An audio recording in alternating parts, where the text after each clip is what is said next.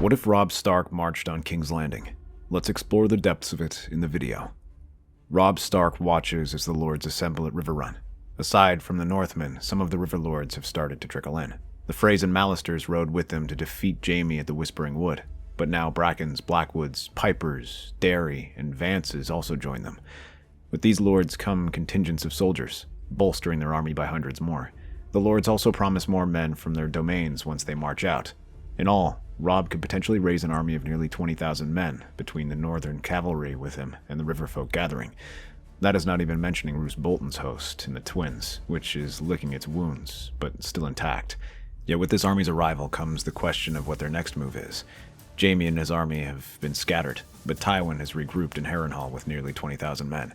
Trying to force him out would be difficult, and there is still the potential for more Lannisters to appear from the Golden Tooth. Because of that, the lords all have different opinions. Lord Umber and Mark Piper favor attacking Tywin and using their momentum to strike at him. Harrenhal is a ruin, and did not have a chance to fortify it. If they are to attack now, they could storm the castle. Others, like Janos and Rickard Karstark, instead suggest pursuing the battered host of Sir Jaime back in the Westerlands. They could destroy it before and raid the Westerlands unchecked. Something like that might surely force Tywin to react. And more cautious lords like Stevron Frey and Titus Blackwood favor caution. They have the advantage in the current situation. Tywin might hold Harrenhal, but it would be easy enough to starve him. They sit on his supply lines, and they could cordon off the castle from a distance, ambushing his raiding and foraging parties while he sulks in the ruin. A map is rolled out for each lord to showcase their plans. They move miniature pieces of lions, wolves, and trout to simulate the battles. A dozen ideas are laid out, and the man who presents them seems quite confident about them. Robb remains silent throughout this. He watches the map and ponders his next move. While he weighs the pros and cons of each idea, his gaze falls onto the eastern half of it. No one suggests marching there. He suddenly grabs one of the wolf's tokens and slides it across the Riverlands into the capital. What about King's Landing? Would it be possible to bypass Harrenhal and strike at the capital? The capital? That's a daring idea, Your Grace. I doubt it, though. Lord Tywin has moved his hosts south for a reason. Harrenhal is halfway between the Golden Tooth. If we were to move, he would know about it. Besides, are you actually thinking of marching the army eastward? It is worth considering. Compared to the Westerlands and Harrenhal, it is not as heavily defended. All they have to oppose us are the Goldcloaks, many of whom are doubtlessly poorly trained. They may not even be prepared for a siege. If we strike swiftly, we might be able to end the war. More importantly, it could give us more bargaining power. If we capture Joffrey, we could end the war in a stroke, and if we hold the city, the Baratheons might be more inclined to negotiate. What you say is true, but the question is it even possible? If we were to march out, we would need to bypass the Lannister army. Trying to destroy them would result in a delay. Circling it is impossible, and ignoring would mean allowing them to threaten our rear. I was thinking about that. Perhaps a portion of the North Host, as well as the Riverlords, might remain here and keep them bottled up. Just as they will know of our movements, we will know of theirs. Meanwhile, a smaller host will ride with all speed towards King's Landing. If fortune favors us, we could catch the city with its breaches down. Keeping Tywin contained will require a large host. That would mean the army striking at the capital will be small. It is bold and risky. Boldness is what carried us this far. Perhaps it is what will help us end this war before it gets out of hand. He looks at his lords, and their reactions are varied. Some grin and give their support, others seem less certain. They worry whether or not this plan can succeed, and some question the logistics, and most importantly, what will happen to Sir Jaime. On the last one, Robb can provide an answer. Sir Jaime will go with me when I lead the host to King's Landing. Perhaps I might be able to use him to force the city to surrender.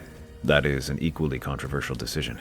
Many worry that keeping him out may increase the risk of his escaping or being rescued, but Robb's mind is made up. He worries that this war will drag on and hopes to rescue the city as soon as possible to free his sisters. More importantly, he is feeling confident about his chances. He had won a string of victories, and the Lannisters are on the back foot. Now is the time to press their advantage before they can bring their superior manpower and wealth to bear. Although it takes some coaxing, the rest of the lords agree. A plan is set out with Roose Bolton and Edmure to coordinate the cordon around Harrenhal. Their goal is to prevent the Lannisters from breaking out. To do that, they will have 25,000 men to maintain a loose siege. Meanwhile, Robb will go with another 10,000 men to attack King's Landing. It is a smaller host than he would have liked, but it allows him to move faster. He rides hard toward the capital, Greywind looping beside him. Their army initially moves as one host, marching towards Harrenhal, where they begin to form the siege lines, digging trenches and setting up camp. Lord Tywin is prepared for this, and has his men brace themselves for the siege. In the coming days, they see siege weapons starting to be constructed. Catapults, siege towers, and ramps. Some of these weapons are captured from Jaime Lannister's camp weeks ago, and are now turned against their previous owners. The Lannister men watch all of this happen and occasionally sally out to attack their camp, but they are driven back. Yet aside from this, there is little fighting, as the Northmen do not launch anything beyond a few small strikes to probe their defenses. It is quite odd, and Tywin Lannister struggles to make sense of their strategy. Every day, their men form up the walls, and every day, no attack comes. When he sees how many soldiers there are, he fully expects them to try and storm the walls, so he instructs his men to stand ready for this attack. Yet, the hammer never falls, and instead the Lannisters simply stare up the massive numbers of the campfires burning in the distance. This continues for almost 4 days, leaving the Lannisters scratching their heads at what they are planning. But then, the next morning, his men wake up to the strangest sight. A sentry rushes in to inform Tywin that the Stark army has shrunk by almost a third. When he sees the wall, he realizes it is true. There are now countless empty places where there were tents last night. Only then does Tywin realize what happened. This was all part of Robb's plan. He had no intention of simply besieging the Lannister army. Rather, he had assembled his siege weapons ahead of time and snuck out in the dead of night with the smaller equipment. Those that can be hastily disassembled and reassembled. He had kept his fires burning to make it appear like his entire force was still there to steal a march on them. Though Tywin sends ravens out to warn the Golden Tooth and the capital about this development, it is too late. Robb is long gone.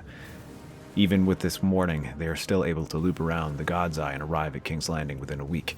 Seeing the Stark army sends the court into panic about what to do. Much of their preparations were far from complete, as their chain and wildfire haven't even been completed, while their new levies are still untrained. Cersei wishes to command Tywin to return to the capital with all haste, but Tyrion keeps a cool head. As he surveys the walls, he sees the army is larger than theirs, but not by that much, and their siege equipment is smaller. Most importantly, he realizes that time is on their side. Though they have the men to block them off land, they do not have any ships to blockade them. While Stannis is doing just that, it also means that they can still fish, and some ships can come in. He deduces that Robb cannot afford a long siege and must instead take the city by storm, unless he wants to be trapped between King's Landing and Tywin. As soon as the men arrive, Jaime is prepared in front of the city, bound and shackled by Rickard Karstark, who demands that the city open its gates before he opens the Kingslayer's throat. Cersei watches this from the walls, gripping the crenellations tightly, but Tyrion places a hand to calm her down. It's all for show, sister. Robb Stark is too noble to let a man like Karstark have his way. It's merely meant to frighten us. It's not the boy I'm worried about. It's that madman. What will stop him from trying something? Honor. Robb Stark would not dare let Rickard near Jaime if he did not believe he would be left unharmed. If nothing else, it would mean throwing away his greatest bargaining chip. Fortunately, not every teenager is like Joffrey. Let them shout. Though it still saps morale to see one of the Lannisters' best warriors in chains, Bronn and Ser Jacelyn keep the men steady as this show continues. The Kingslayer is paraded all around the walls, but it elicits no reaction. They quietly return to camp, just as Tyrion anticipated. Until you open your gates, Sir Jaime will remain our guest here. Tyrion hops atop one of the walls and shouts back, How very hospitable of you, my lord. And allow us to return the courtesy. If you are to kindly leave Sir Jaime by the river gate and return the way you came, I would happily return your sister to you. The air shudders with every crack of Robb Stark's scorpions and catapults. Stones and ballista bolts sail through the haze of summer heat and smoke, crashing into the outer walls of King's Landing. Fire blooms along the battlements as flaming pitch ignites tarred ramparts. Siege ladders raise like iron spines, and the rams pound endlessly at the river gate. Robb rides along the lines of a chestnut courser, Greywind stalking beside him. His voice rings above the din, steady and unyielding. Press them! Take the gate! His men shout as they surge forward, Northmen and Riverlanders both. The first wave crashes into the wall, raising their shields above their head as, from the battered crenellations, archers poke their heads out and return fire with arrows and crossbow bolts. Below them, men scream and tumble as arrows find their mark, but more press on. When they reach the top, they are greeted by a forest of iron spikes as spearmen drive their weapons forward. Some of the fiercest men, berserkers from houses Umber and Karstark, rush into these ranks, sweeping their axes. One brave Darry knight takes a foothold and fights off half a dozen attackers, but these are tiny sections of land compared to the sea of Goldcloaks and Lannister troops. Soon, the waves wash them back across the wall yet again as they are thrown back. A second wave is organized, and then a third. Yet none of these actually manage to take a permanent foothold. A battering ram is burned down, and several catapults are destroyed. For 3 days and nights, the assault continues. Yet, soon, they begin to make progress as the city watch, poorly trained and under-equipped, wavers. Panic threatens to tear them apart. Goldcloaks desert their posts. Some break entirely, only to be driven back into the line by the Hound's sword or Sir Jacqueline Bywater's iron will. Eventually, a breach is made, and the Northmen pour through. But Tyrion deploys a secret weapon, the wildfire.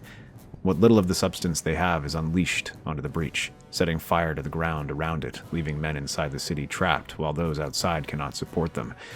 It is a trick he can only pull once, but it leaves the rivermen and northerners wary of recklessly storming the breach.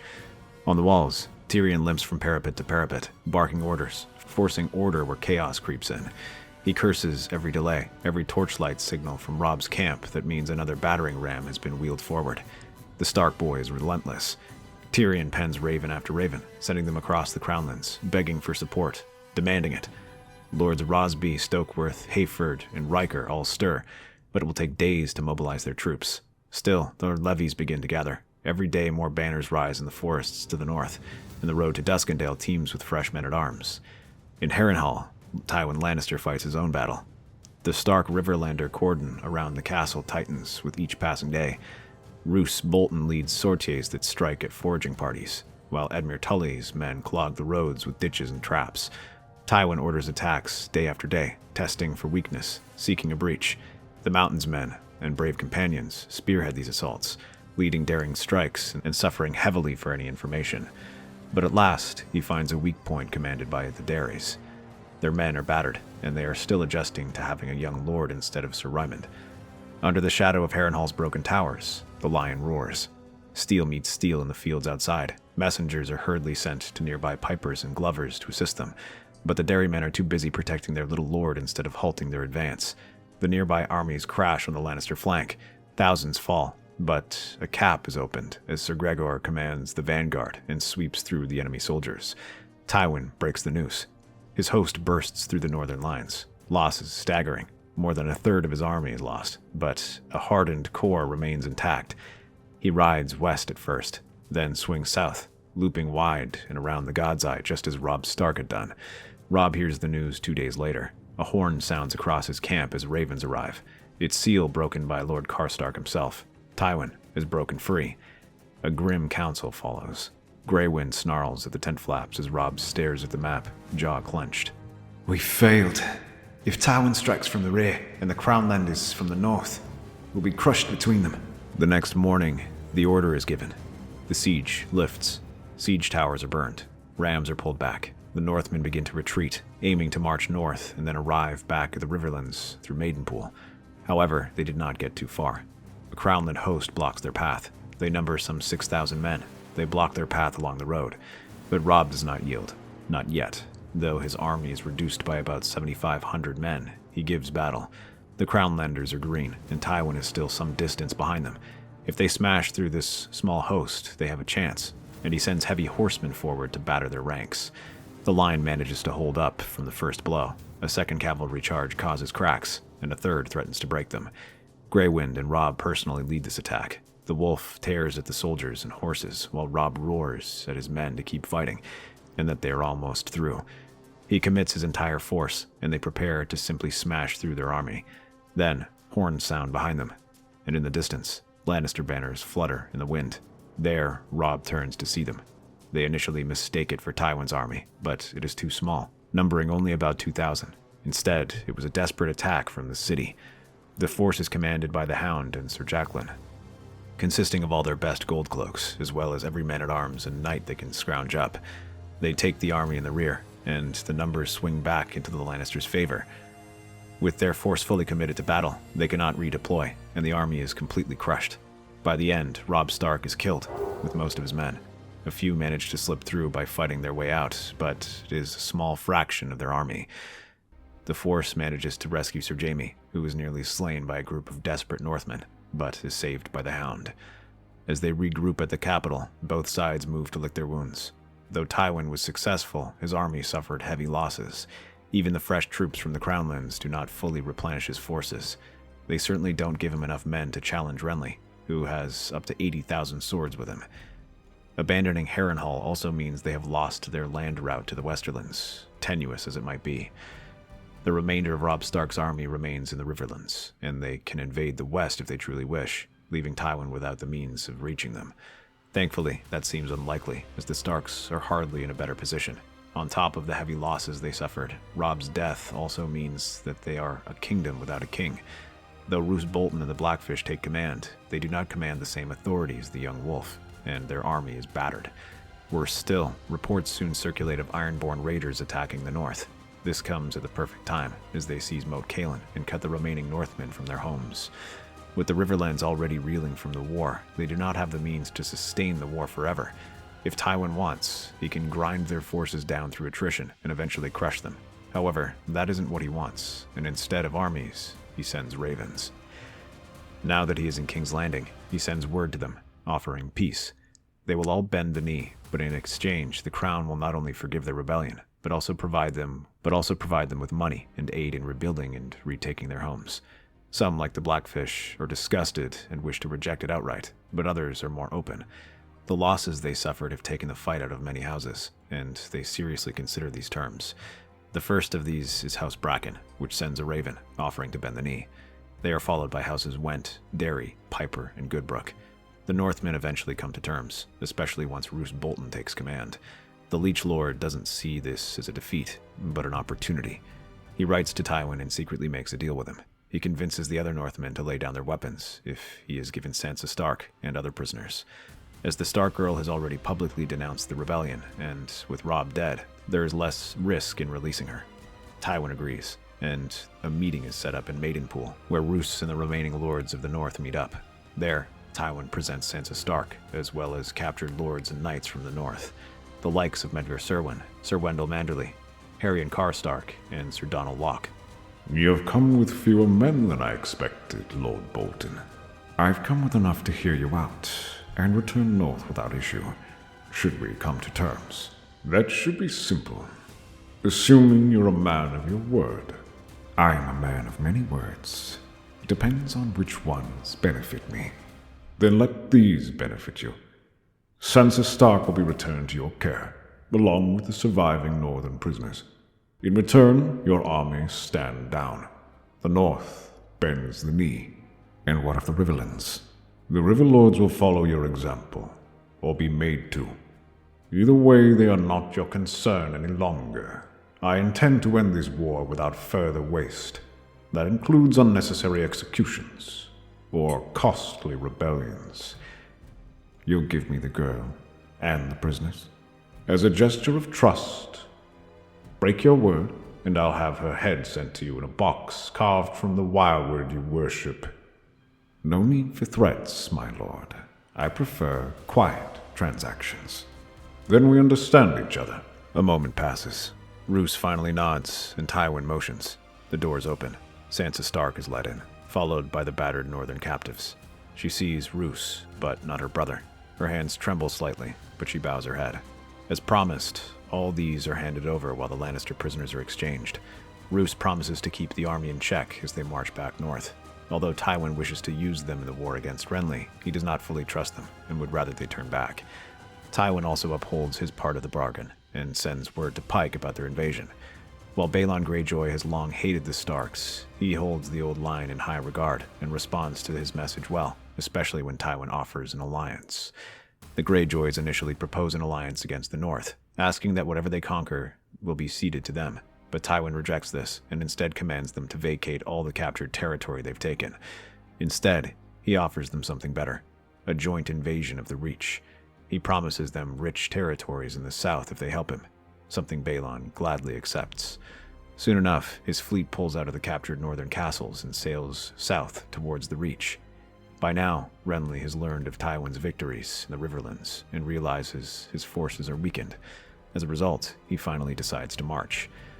Though he leaves a force to guard the Reach, he takes most of the troops through the Stormlands to march on King's Landing.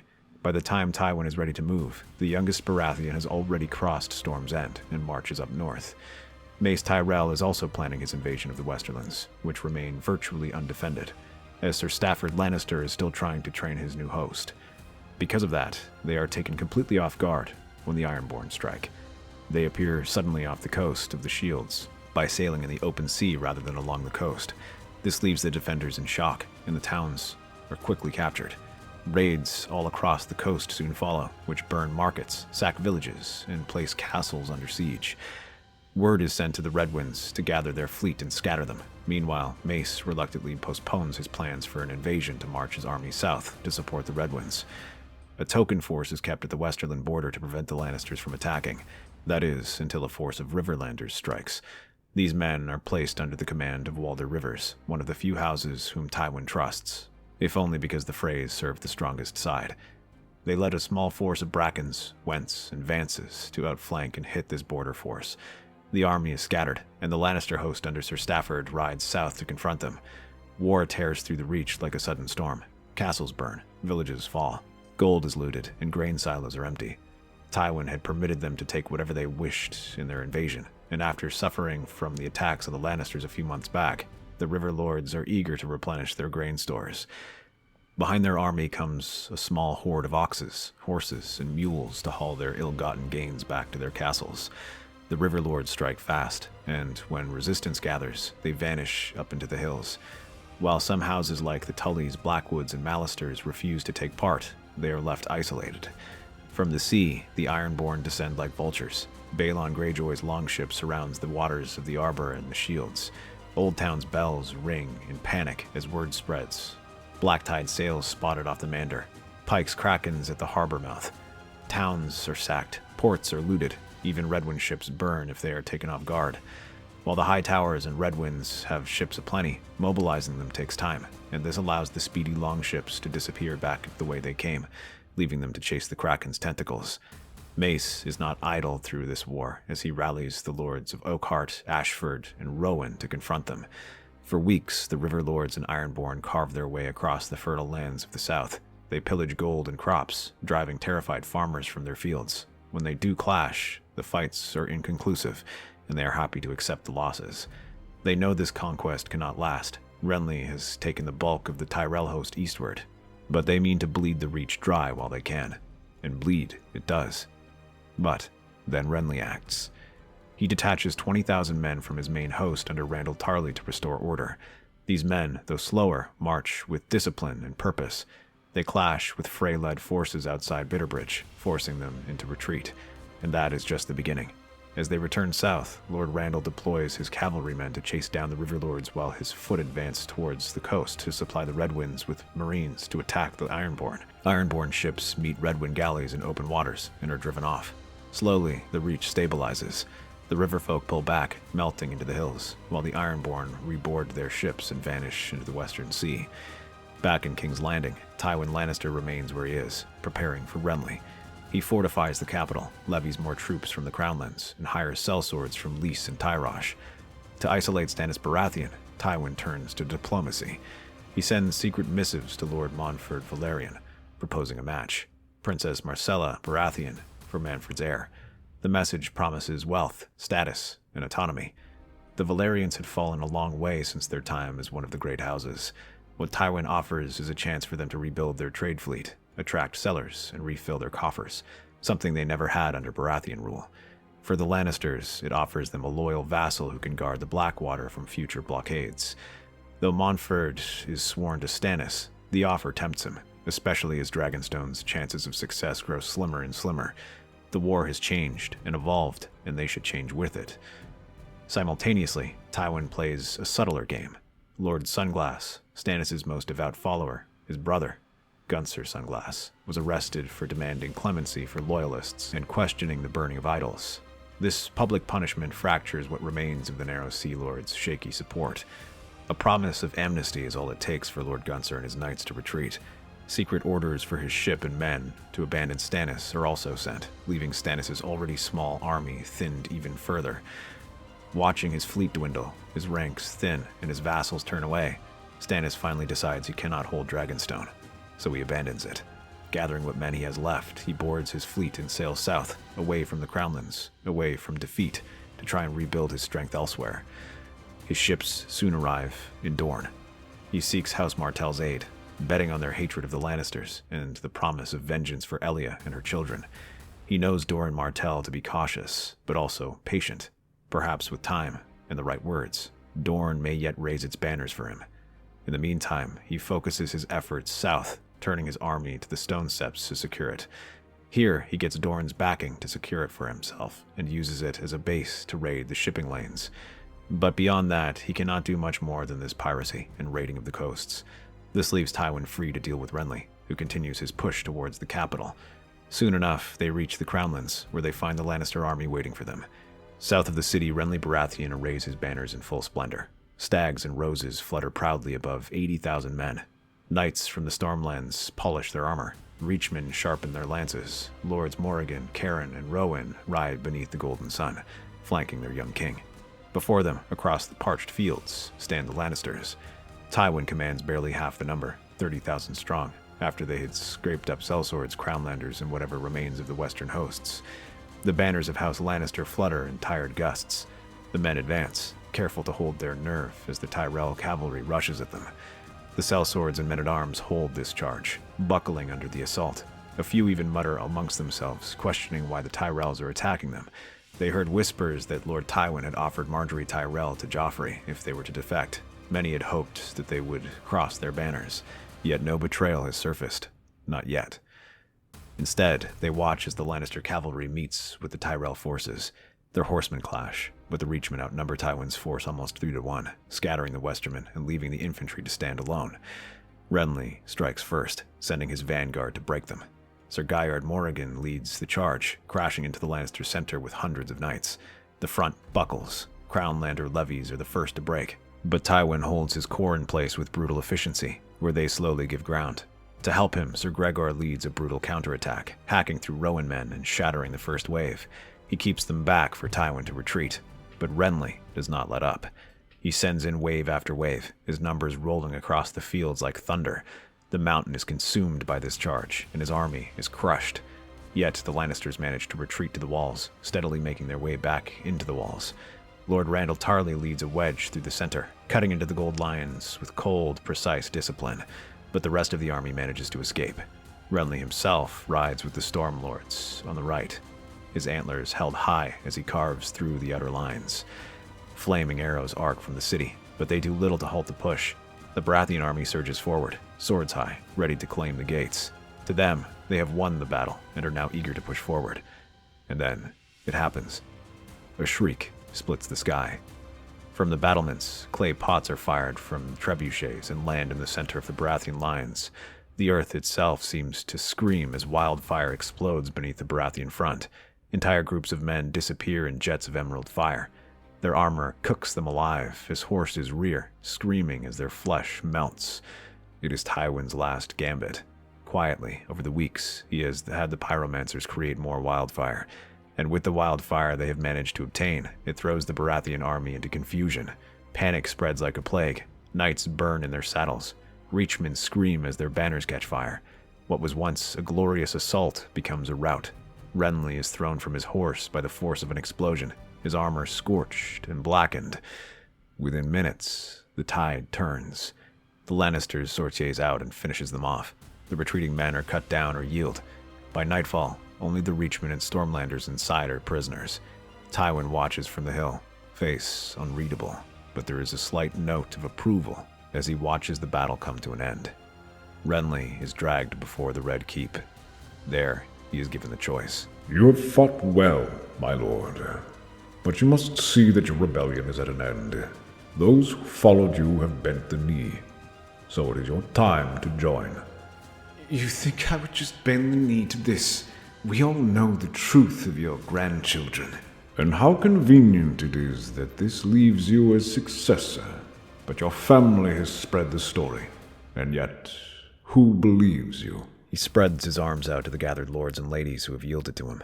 Renly looks around and sees that he's standing alone. Reluctantly, He bows his head and begins to kneel. With that, the war at last comes to an end, and the Lannisters settle, with Joffrey as king. While their grip remains tenuous, Tywin is there to begin securing his grip on the Seven Kingdoms. He starts by marrying Joffrey to the Tyrells. However, given their recent defeats, they are very much a junior partner. Stannis remains at large, raiding from the Stone Steps and using the Dornish to launch raids across the marches, but overall they remain a minor nuisance. In the end, the Lannisters are at last able to rule in relative peace. That's our theory. Westeros is a land filled with exciting stories and possibilities, and we love exploring them. If you want to accompany us on this journey across the Seven Kingdoms and beyond, then please like, share, and subscribe to our channel.